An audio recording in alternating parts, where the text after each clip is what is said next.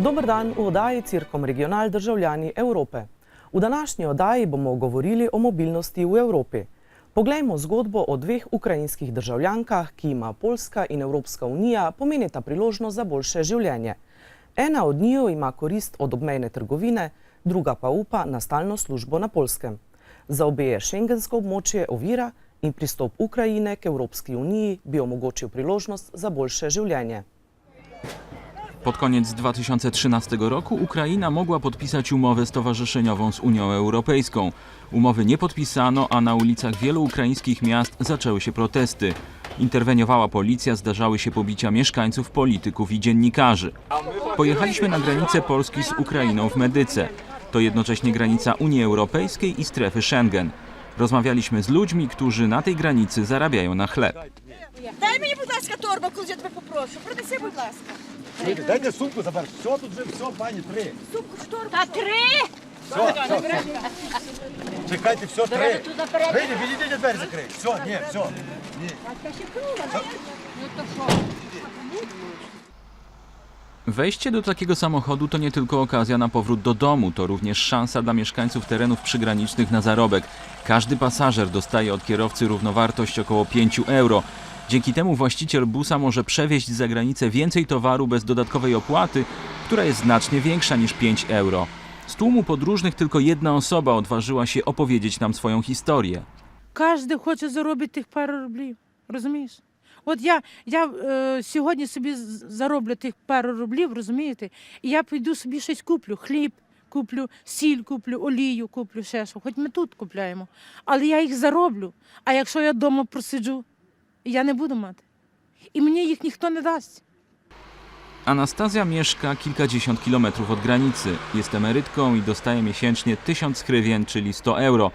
Żeby przeżyć, przyjeżdża na granicę, sprzedaje w Polsce 2 paczki papierosów i butelkę wódki i kupuje towary, które są tańsze. I to wszystko tańsze w Polsce? Ну так. Там я за норму майже куплю одну каву і одну жилетку. Є що є. Aha. Ale to tylko 2 paczki papierosów. пачки, тільки і то? дві, тільки дві. І одна, і пів І літра. ту митники Пів гонять літра. нас, нема права, лапають дають. Пів літра тільки. No to ile można zarobić na 2 paczkach? No. Anastazja z trudem zgodziła się na rozmowę. Bała się policji, bała się służb granicznych. Ale była kiedyś bibliotekarką i rozumiem od słowa. Їздять. Хто має як, їздять. Хто має як, більше їздить, хто не має як. Я кажу, от 2 рази в місяцю, раз в місяцю, як мам час, бо я маю хворого мужа, то менше. Таке. Dla Anastazji dzień na granicy kończy się na małej stacji kolejowej. Zarobiła 5 euro, za które kupi lekarstwa dla chorego męża. Mówi, że czasem tęskni do czasów Związku Radzieckiego. Kiedyś było jeszcze lepsze nam, тому що лікарня, лічення було безплатне. А зараз все. Зараз не маєш, от пеньошки не маєш, все, лишайся, вмирай і все. І ніхто тобі нічого не зробить, розумієте? Взагалі держава за нас не дбає. Не дбає. Навіть от ми мусимо, от наш народ виїжджає в Італію, в Грецію і в Польщу, скільки виїжджає на роботу, тому що мусимо ми виживати, а вдома є діти.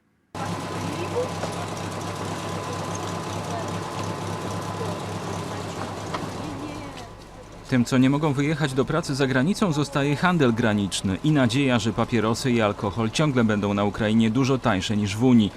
Starsi cieszą się jeszcze z darmowych pociągów i, jak mówią, czekają na lepszy los. Młodsi wolą brać sprawy w swoje ręce i decydują się na wyjazd. Oksana też jest Ukrainką, ale udało jej się znaleźć pracę w Polsce. Dzięki temu granicę widzi tylko wtedy, gdy odwiedza bliskich na Ukrainie. Ja szukałam akurat tej pracy, czyli pracy w funduszach, projektach i właśnie w rozwoju tutaj Euroregionu Karpackiego. A nie, że ja szukałam pracy, żeby się przeprowadzić gdzieś za granicę, bo jest lepiej. Czyli ja szukałam akurat dziedziny, a się tak trafiło, że bardziej rozwinięte było w Polsce. Oksana mieszka w Polsce z mężem. Tu urodziło się ich dziecko i chcą zostać w Unii dłużej. Człowiek się udamawia, zwłaszcza, że dziecko nam się tutaj urodziło, więc raczej na razie nie planujemy, żebyśmy wracali na Ukrainę. Jakby podoba nam się tutaj w planie pracy jakieś życie codzienne i właśnie chcielibyśmy tu zostać. Ja od sierpnia przyszłego roku będę mogła się ubiegać o pobyt stały, ponieważ ja przyjechałam o pół roku wcześniej niż mój mąż i będzie już 5 lat. Natomiast mąż nawet po pół roku jest problem, dlatego że tak jakoś jest ustawą o cudzoziemcach zrobione, że nasze dziecko, mimo tego, że jest urodzone w Polsce, to nie może mąż wziąć karty pobytu stałego, kiedy przyjdzie jego czas, bo żeby dziecko też za 5 lat mogło wziąć tą kartę, on musi zostać z nim na karcie czasowej. Oksana z rodziną starają się zalegalizować pobyt w Unii na stałe. Z niepokojem słuchają doniesień z rodzinnego kraju i mają nadzieję, że walki na ulicach szybko się skończą. Eden od 5 delavcev na Nizozemskem je tujec, ki prihaja iz Evropske unije.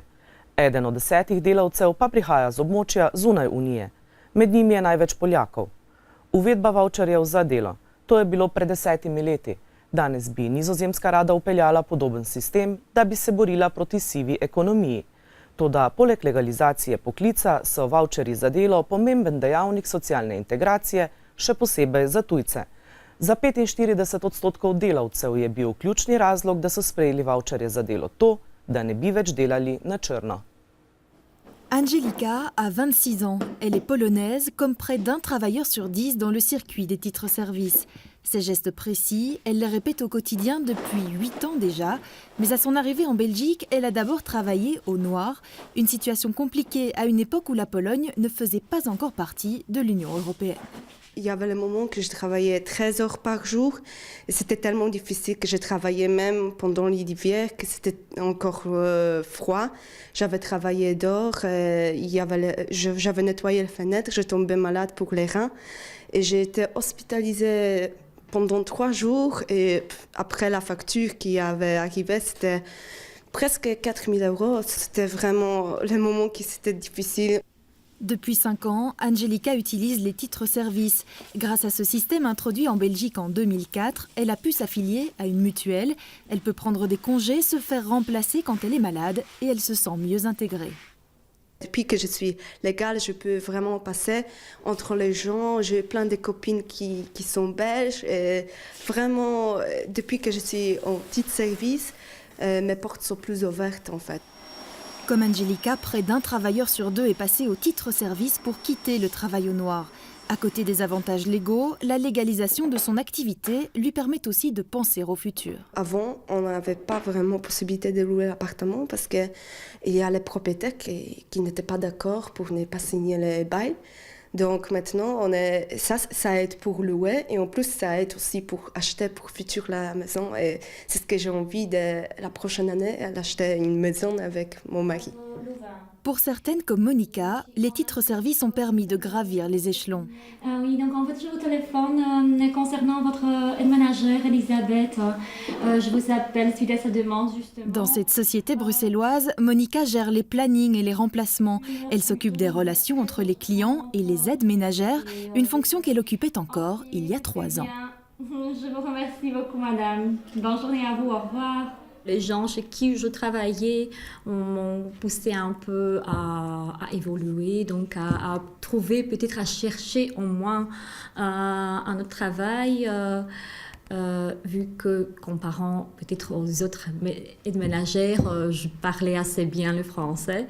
Un CV et un entretien plus tard, Monica est engagée ici en 2011. Son patron veut favoriser ce type d'ascension sociale. Ses 6 employés sont toutes d'anciennes aides ménagères. Nous en avons d'autres qui, via, le système des titres-services, comme c'était déclaré, ont pu aller suivre des cours du soir ou même pendant le week-end et de ce fait-là, maintenant, travaillent soit dans la petite enfance ou, pour les homes ou d'autres choses. Donc, c'est vraiment un outil, je trouve, unique et qu'il faut absolument pérenniser. 10 ans après l'introduction des titres-services en Belgique, les responsables du secteur se battent pour l'avenir du système. Un système qui a transformé le quotidien de ces travailleurs. Monica attend désormais sereinement son 2e enfant. Angelika, elle, rêve d'ouvrir à Bruxelles sa propre école de danse. Slovenija je z novim letom ukinila posebno davčno olajšavo za tiste delavce, ki se na delo dnevno vozijo v Avstrijo. Gospodarske razmere v vzhodnem delu Slovenije so pripeljale do tega, da je samo v Mariboru trenutno brezposelnih več kot petina delovno aktivne populacije. Večina od vsaj 18 000, neuradno pa dvakrat toliko Slovencev, je bila tako prisiljena poiskati zaposlitev pri sosedih.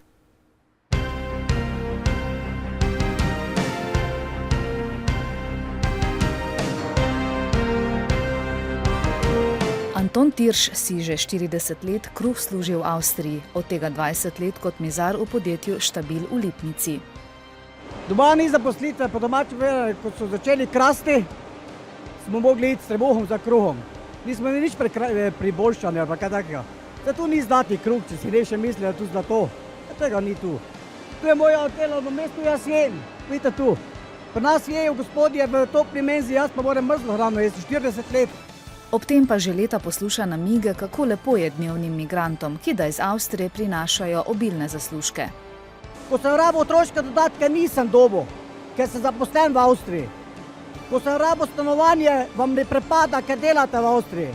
Ko sem si hišo gradil, sem si mogel sposoditi v Avstriji, ker doma niso dali, da vam ne prepada, ker nimate tu prihodka nobenega. Ko so moji sovrstniki že penziji, mogoče 5, po 10 let, 15 let so že eni v penziji. Jaz pa še moram delati 5 let. Razumete, veste kaj je to? Do 65 te pa govorijo, da imamo privilegije nekše. To niso privilegije za mene. Če jaz sem enakopraven našim slovenskim delavcem, jaz tu še mogu iti v penzijo. Zdaj, če imaš otroce, pa to kaj dosti ne, ker šolanje, vse moraš plačati sam, nič ne dobiš od države. Delo v tujini tako daje predvsem ekonomske koristi.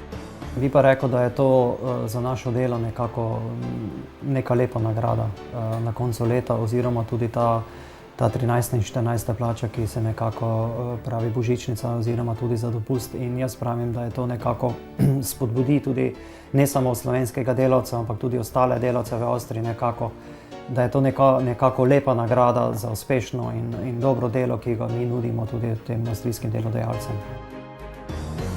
So pa tudi slabosti, za večino dolge, tudi večurne vsakodnevne vožnje, tuje okolje, predvsem pa pomanjkanje časa za družino.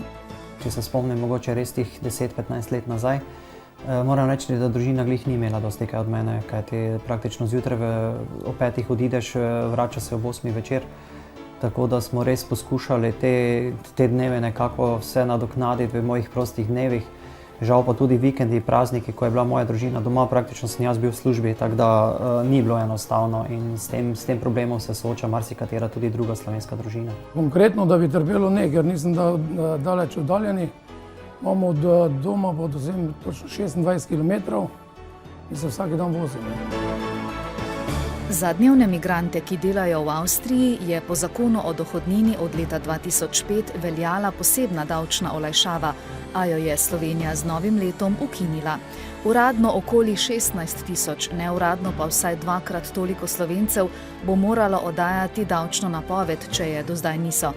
Hkrati pa bo vsak v slovenski proračun v povprečju prispeval do nekaj tisoč evrov več. Absurd samega tega zakona je bil, da smo nekako potem spoznali, kaj čaka čezmejnega migranta, da bodo tudi nekako doplačila, ki so se že tudi takrat gibala med nekaj tisoč evri pa vse do 10 000 evrov. Veliko ljudi se je nekako odločilo za ta rizik, jih pa tudi potem, da niso oddali davčne napovedi, po drugi strani pa razumem tudi reakcijo teh ljudi, oziroma tudi zakaj so se odločili za ta korak. Lahko čisto odkrito povemo, da je 80% teh čezmejnih migrantov praktično izgubilo službo v Republiki Sloveniji. Čakali so leta in leta tudi nekateri na zaposlitev, da ne govorimo o samem Pomurju, oziroma tudi na Mariboru, ko je zdaj že vsaki 5. Mariborčan praktično na brezposeln. In ko so ti ljudje praktično čakali leta in leta in brez možnosti nove zaposlitve in nekako si zdaj sami našli to zaposlitev v tujem okolju, s tujim jezikom, s tujim delodajalcem in potem nekako zdaj za nagrado bo plačeval še potem davek tudi v Republiki Sloveniji. Nekateri so tako že dobili odločbo, da morajo za zadnjih 5 let, kolikor jih lahko terja davčna uprava, doplačati celo od 16 do 24 tisoč evrov dohodnine. Odvisno, koliko je davka odštetega, koliko plačamo v Avstriji, pa koliko še bomo podali razliko v Sloveniji. Glede na to, da smo že tukaj obdavčeni, čeprav smo recimo obdavčeni za nižjo stopnjo kot pri nas, s tem, da smo pa spet tista sfera plačilnega sistema, kjer je v Avstriji mogoče obdavčene manj. Zaradi tega, ker mi nismo zaposleni tu z bajnimi plačami, ampak se tu recimo v produkciji tiče mesečna plača nekje med 1100 evrov in 1200 evri. Ne vem, kaj bi delal, ne vem, kaj bom. Te račune lahko tri plače dam stran, ne? Meni pride okrog 1500 evrov, še mi letno utegnejo, mislim tega še več. Jaz tako tu plačujem davek, bom tu dobil penzijo, ko bom si jo zaslužil, doma ne bom dobil niti centa. Čeprav se ti delavci počutijo ogoljufane, saj jih naša država po njihovem izkorišča za krpanje proračunske luknje, pa si civilna iniciativa Apače, ki združuje več tisoč čezmejnih delavcev, še naprej prizadeva, da bi z Ministrstvom za finance našli sprejemljivo rešitev, morda tudi po zgledu drugih članic Evropske unije.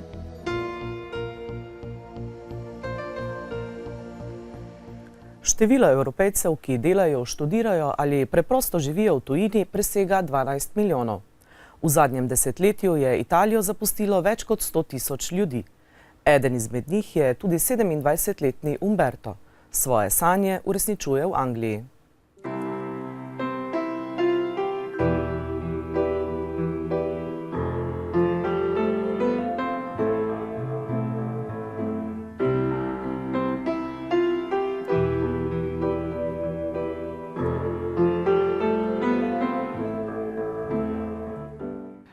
Umberto je odšel iz Apulije študirati biologijo na univerzo v Pisi. Nato se je udeležil izmenjave prek programa Erasmus, najprej na Danskem, nato pa v Belgiji. Tam je spoznal, da lahko kot raziskovalec dela zunaj Italije. Ho trovato un sito internet dove le università inglesi, alcune università nord europee, vanno a pubblicare quelli che sono i bandi per i finanziamenti e per i vari progetti. E ho vinto uno di questi progetti alla University of East Anglia a Norwich e quindi mi sono trasferito poi nel dicembre del 2012 per iniziare questo progetto che utilizza delle tecnologie molto all'avanguardia, quindi dei robot sottomarini. Star je 27 let, kot mnogi drugi se je rodil in odraščal v Apuliji, ki je znana po svojih hišicah imenovanih truli. Je eden mnogih mladih, ki so zapustili Italijo, saj v državi, kjer se je rodil, ne more uresničiti svojega življenjskega projekta. Na univerzi v Norviku, kjer dela doktorat, ga ne imenujejo raziskovalec, temveč znanstvenik. Nadaljuje svojo raziskavo o morskem ekosistemu in sodeluje v raziskovalnih odpravah na kopnem. Zadnja je bila na Antarktiki, kjer se mu je pridružilo 30 kolegov z vsega sveta. Njegove sanje so se uresničile. Fin da piccolo ho seguito documentari sulla natura. Nel momento in cui sono sceso su queste isole ho detto sono dentro uno dei documentari che vedevo da bambino, perché c'erano queste isole piene di leoni marini che al posto di scappare dall'uomo cercavano di cacciarti, quindi ti caricavano, ti venivano molto vicino.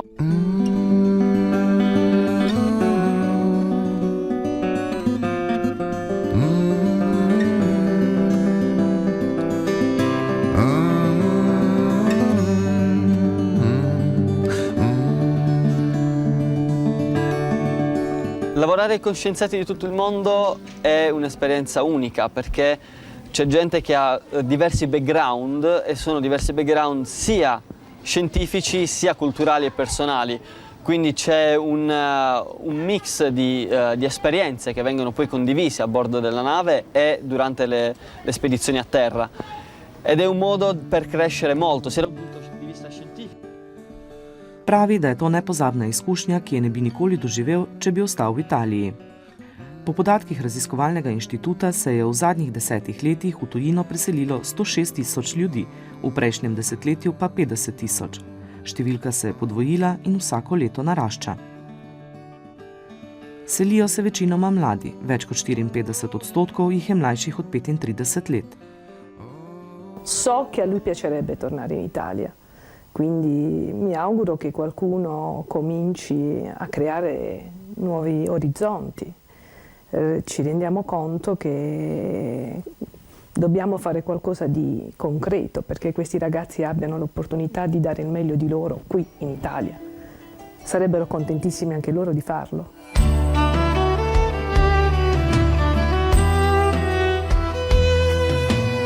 Umberto mi manca in casa l'altro uomo e quindi saperlo lontano è una sensazione che non fa piacere. In Italia oggi, così come sta la scuola, l'università, non ci sono molti sbocchi per i nostri giovani, per i nostri ragazzi. E sarebbe rimasto qui a far cosa? Umberto pravi, da bi bil v Italiji s strokovnim znanjem o morski biologiji brezposeln, tako kot mnogi drugi. E quindi nel momento in cui io devo pensare di tornare in Italia, mi ritrovo a pensare, ok, io torno, ma in Italia la ricerca come viene finanziata, quanti soldi avrei per portare avanti il mio progetto, quanta libertà anche avrei. In questo momento direi vorrei, ma non posso. Remember me to one who lives there. She once was a true love of mine. Vprašanja beguncev niso samo vprašanja posameznih držav, ampak problem celotne Evropske unije. 3 leta trajajoči konflikt v Siriji je z domov pregnal več milijonov ljudi. Mnogi med njimi so pribežali v Evropsko unijo. Glavni vstopni točki sta Grčija in Bolgarija, a razmere v slednji so daleč od tega, kar so begunci pričakovali. Alentour, il n'y a rien. Uniquement des champs friches ou des collines boisées. Bienvenue à Goliam Dervent, le village le plus proche de la frontière turque. À un bout du monde, déserté par la plupart de ses habitants. En bulgare, Goliam Dervent signifie la longue marche. Le village n'a jamais aussi bien porté son nom. Depuis l'été dernier, des centaines de réfugiés syriens y échouent après avoir marché des jours durant dans la forêt. Un crève-cœur pour Angela et son mari. Malgré sa maigre retraite, elle se débrouille toujours pour apporter un peu de réconfort. Je ne savais pas qu'il y avait la guerre en Syrie. L'un d'eux m'a raconté avec des gestes qu'on a égorgé sa mère devant lui. Et puis on lui a tiré dessus, mais il a réussi à se sauver. Il y avait un groupe de 60-70 personnes sur la route. Je les ai vus, ils étaient assis. Les enfants pleuraient, ils étaient pieds nus, ils avaient faim. Il fallait qu'ils mangent. Je me suis dit, qu'est-ce que je peux leur donner? Alors j'ai acheté du pain blanc. Quand ils sont passés devant la maison, je leur ai donné le pain avec du fromage. Je leur ai donné tout ce que j'avais. Le lendemain, il règne une animation inhabituelle à Goliam Dervent. Des dizaines de militaires et de journalistes arpentent les rues.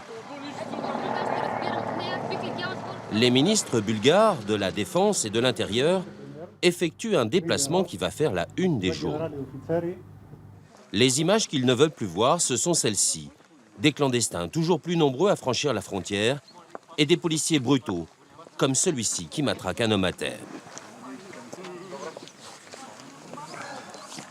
Alors, les ministres viennent faire la promotion de ce qu'ils considèrent comme l'arme anti-clandestin. L'érection d'une clôture barbelée longue de 30 km et haute de 3 mètres. Une barrière qui s'inspire de ce que la Grèce a construit l'an dernier et qui a détourné une partie du flux de clandestins vers la Bulgarie. Armanli, le principal camp de Syriens à la frontière. Une caserne militaire désaffectée depuis la chute du régime communiste. À peine 400 places en dur pour 4 fois plus de réfugiés. Débordés par l'afflux, les Bulgares ont installé en urgence des tentes. La plupart y végètent depuis des mois, faute de moyens pour aller ailleurs. On a quitté la guerre et on se retrouve dans un endroit encore pire. Je n'aurais jamais imaginé une vie aussi sordide. Si j'avais su, je serais restée chez moi. Au moins, mes enfants seraient morts pour quelque chose au lieu de mourir de froid. Moi, je veux partir, aller en Allemagne. Là-bas, on a de la famille et puis c'est un pays civilisé. L'un des moments les plus attendus, l'arrivée de l'ambulance. Affrétée par une ONG, elle est là tous les jours, du matin au soir. Les plus touchés par ces conditions de vie rudimentaires, ce sont les enfants et les bébés. Ils sont nombreux dans le camp. Les enfants, ils sont tout le temps malades. Ils ont de la fièvre, ils ont l'estomac dérangé. Je n'ai aucune idée de l'endroit où elle est. Moi, je demande simplement qu'on protège mes enfants. C'est pour eux que je me suis enfuie. Alan. Alan Mohamed Ali.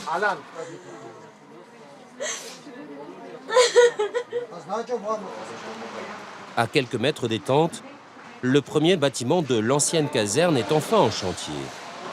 L'Europe a fini par ouvrir son porte-monnaie, non sans réticence, car la corruption en Bulgarie est un fléau. L'argent n'arrive pas toujours à destination. Une réputation que le chef du camp, un ancien militaire, récuse. Tout le monde sait que nous sommes le pays le plus pauvre d'Europe. Notre économie est à bout de souffle. On n'a aucun moyen dans beaucoup de domaines. Mais le plus désagréable, c'est que les migrants syriens nous accusent de tous les maux. Que nous les battons, que nous les affamons, que nous les volons. Ils disent tout ça parce qu'ils espèrent qu'on va les prendre dans les pays les plus riches d'Europe. Bilal n'a passé qu'une seule nuit dans le camp. Son frère, qui vit à Sofia, la capitale bulgare, lui a prêté une petite chambre. Ce professeur d'université a fui la Syrie il y a 4 mois. Pour lui, l'Europe, c'est le continent des droits de l'homme. Mais en arrivant en Bulgarie, il a déchanté. On sent que les gens ont peur de nous. Ils ont un comportement vraiment inadmissible.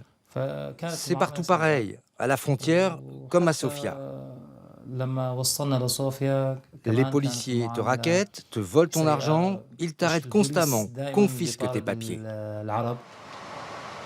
Comme beaucoup de Syriens, Bilal veut fuir la Bulgarie et se réfugier dans un pays plus accueillant, la Suède par exemple.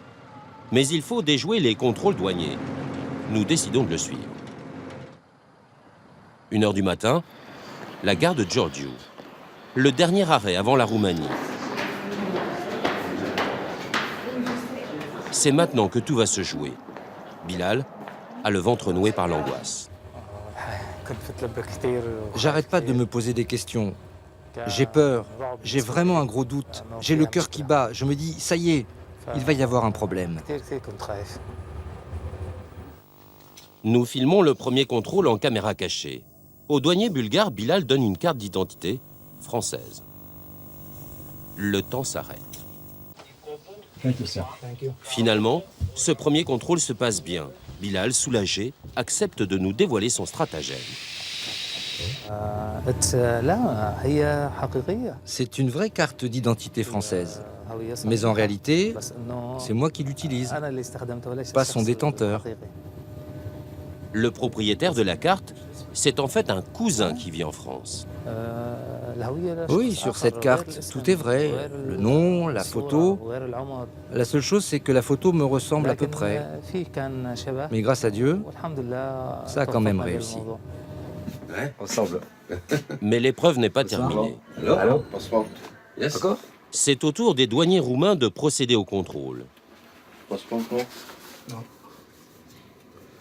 Tiens, tu lui donnes. Et là, l'examen de la carte de Bilal ne semble pas totalement convaincre le fonctionnaire. Après l'avoir longuement examiné, il rend finalement la carte à Bilal. Passeport syrien aussi? Non.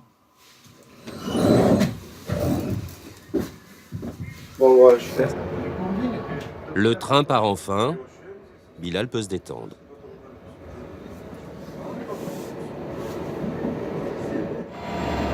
« 5 heures du matin, la gare de Bucarest, en Roumanie. Encouragé par ce premier succès, Bilal veut sans tarder aller encore plus loin. Un train part dans 5 minutes pour la Hongrie. Il part dans 5 minutes. Just 5 minutes. I can. Maintenant. Pas le temps d'acheter un ticket ou de faire du change. Ça aurait pu mieux se présenter. Petit moment de panique. C'est seul que Bilal va devoir poursuivre son chemin. Nous le quittons sans savoir si nous le reverrons un jour au terme de son voyage. La Suède. Zaradi prijazne zakonodaje do azilantov je Švedska med begunci ena najbolj priljubljenih držav. Od začetka sirskega konflikta je Švedska sprejela okoli 25.000 beguncev iz te države. Največ med vsemi državami članicami Evropske unije. Le pont de l'Öresund. C'est le point de passage privilégié des Syriens pour entrer en Suède, la terre promise.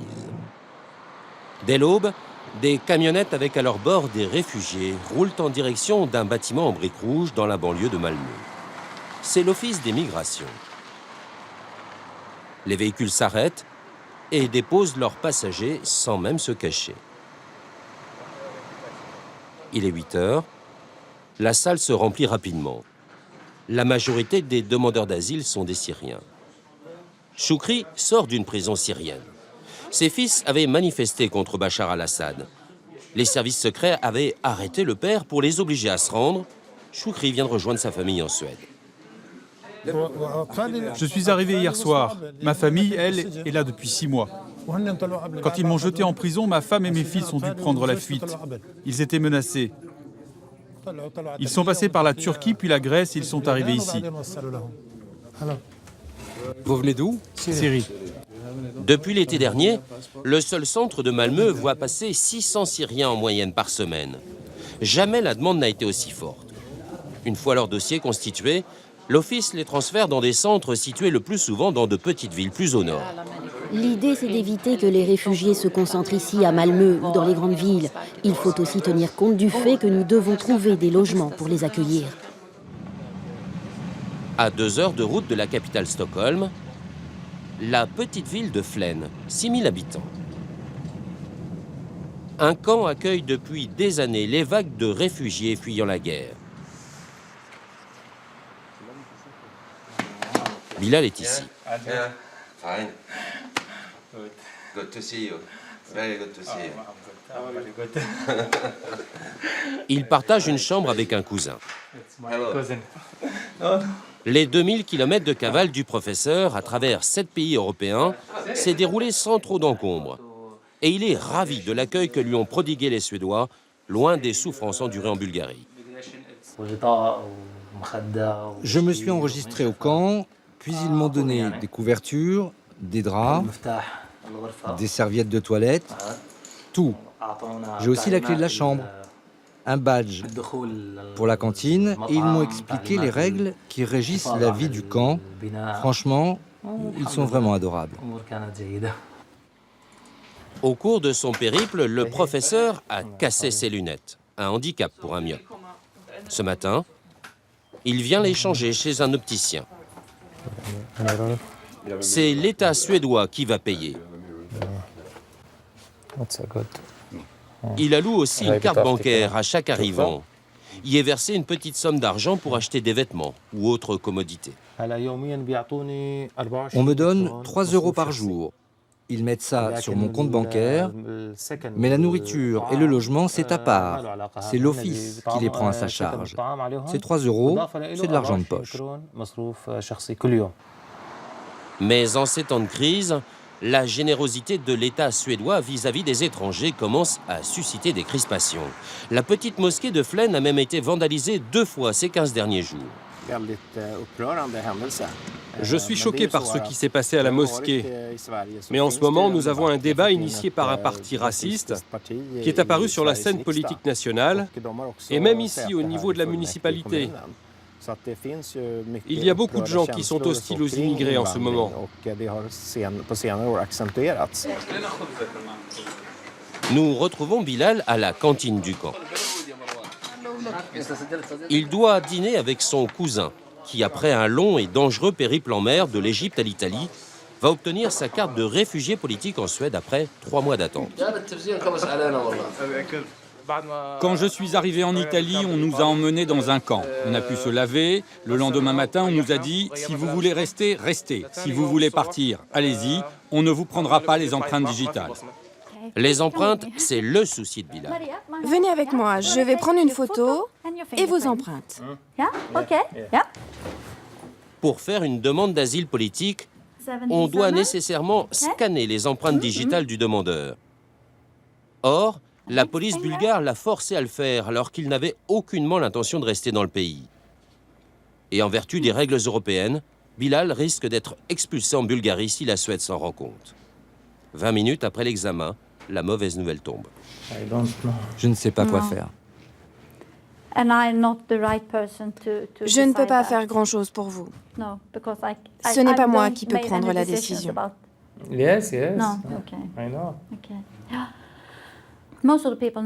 Les gens savent que laisser ces empreintes dans le premier pays où vous avez demandé l'asile, c'est un piège.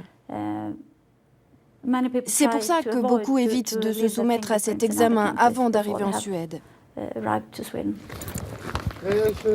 Plus malins ou plus chanceux, ces Syriens sont passés entre les gouttes. Ils quittent le camp. Les voilà réfugiés politiques en Suède. Une vie nouvelle s'ouvre pour eux. Amer, Bilal, le professeur, s'en retourne seul. Une nouvelle et délicate épreuve l'attend. Il croyait pourtant avoir fait le plus dur. Hrvaška je ena redkih držav, katere ozemeljsko enovitost loči druga država. Južna Dalmacija je od ostale Hrvaške in tudi Evropske unije ločena z bosensko-hercegovskim mestom Neum. Poglejmo, s kakšnimi težavami se srečuje lokalno prebivalstvo. Na cestovnom putu prema najturističkijem hrvatskom gradu Dubrovniku je Malostonski zaljev, gastronomska atrakcija. Zbog plitkog mora od pamtivijeka poznat po školjkama, dagnjama i kamenicama. Cvjetko Matković jedan je od rijetkih koji kamenice i danas uzgaja na klasičan način. Ovo se hvata mlađ na ovu i ovako na ovu oni rastu. Otkako je Hrvatska ušla u Europsku uniju, ovdašnji školjkari muku muče s prijevozom svojih školjki. I to sve zbog 6 km teritorija koji moraju proći, a koji pripada drugoj državi, Bosni i Hercegovini. Da bi prodali školjke u zapadnim ili sjevernim dijelovima Hrvatske, one moraju izaći i ponovno ući u Europsku uniju, uz naravno sve carinske procedure. Ako prolazimo kroz ove naše carinske prolaze, onda se roba kontrolira kao da je negdje iz druge zemlje, a ne iz Hrvatske. Tu se u ljetnom vremenu stvaraju velike gužve jer je jedan prolaz pa je on i u isto vrijeme i za prazna vozila koja idu i za ona puna. Pa se mora čekati. Još je veći problem prevesti školjke za daljnji uzgoj. Prijevoz živih školjaka tretira se kao prijevoz stoke bez obzira na to što će završiti u istoj državi. Za Cvjetka Matkovića to je ipak previše. Zato on obilazi granicu. Ja sam moram napraviti 65 km do Trpinja i plus platiti trajekt. A ovdje sam za pola sata u Ploče. Stvara na velike probleme. Granicu je moguće izbjeći jedino morskim putem, trajektom, a trajekti su skupi i voze 2 ili 3 puta dnevno. Zato građani juga Hrvatske već godinama sanjaju o mostu koji bi povezao dvije Hrvatske. Prije više godina započela je gradnja, ali se odmah stalo. Što zbog novca, što zbog nesuglasica. Iako danas Hrvati mogu prelaziti granicu samo s osobnim iskaznicama, ova je granica izvor frustracija, pogotovo za stanovnike Južne Hrvatske i grada Dubrovnika. Pa mi smo stranci preko naše zemlje raste. Daj Bože, naglasite to tamo svima u cijeloj Hrvatskoj, u cijelom svijetu da treba bi most i molimo Boga za to. To je samo jedan mali dio čudne povijesti ovog dijela Europe. Do 17. stoljeća bio je u posjedu Dubrovačke republike, a oni da bi se zaštitili od Mlečana dali su Turskom carstvu izlaz na more. Zauzvrat dobili su pouzdanog saveznika i kopnenu zaštitu. 4 stoljeća poslije prednost je postala kopnena prepreka. Mnogi turisti i ne znaju da na putu od Splita prema Dubrovniku moraju prijeći granicu. Nisu to znali ni ovi Australci. We didn't realize there was a border.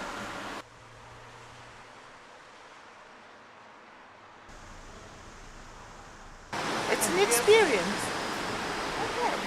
It's fun. Australia is all one continent, no borders. I tu odmah smjestio se jedini grad Bosne i Hercegovine koji ima izlaz na more, Neum. Tamo je granični prijelaz Klek, na ovoj strani je granični prijelaz Bistrina, udaljenost od jednog do drugog je otprilike tih nekih 6 km. Inače, Neum tu presjeca Republiku Hrvatsku, ovaj dio gore iza ova prva brda su Bosna i Hercegovina, a ono već tamo sljedeći, onaj niz je već Hrvatska. Za vrijeme ljetnih gužvi kolone automobila protežu se do grada.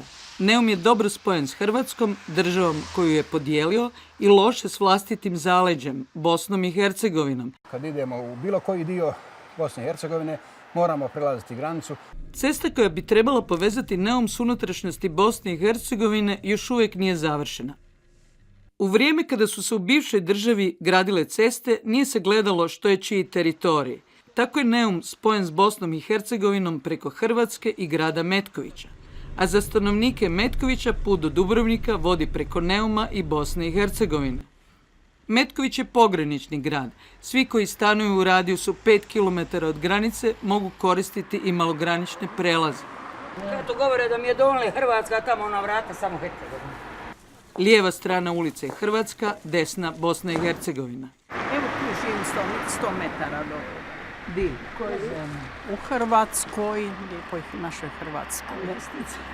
A mesnica je ova strana Hercegovina. Glavnina putnika koristi međunarodni granični prijelaz. Ovuda prema moru stiže i najveći dio stanovnika središnje Bosne i Hercegovine, pa i onih iz glavnog grada Sarajeva.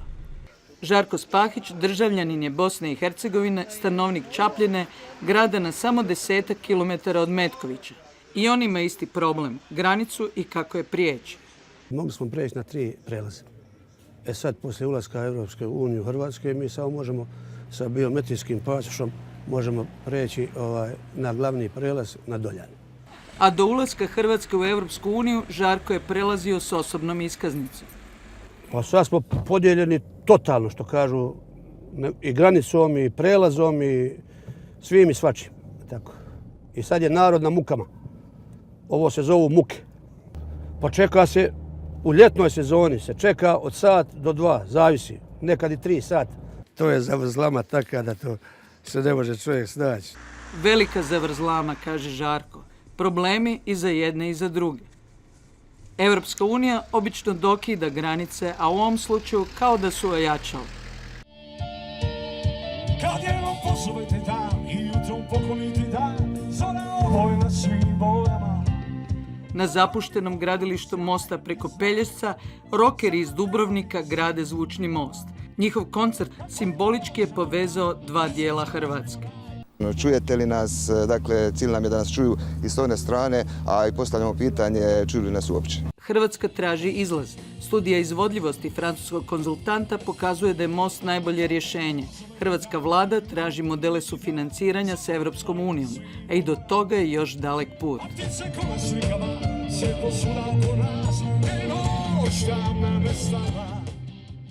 To je bila oddaja Cirkom Regional Državljani Evrope. Bodite z nami tudi prihodnjič. Nasvidenje.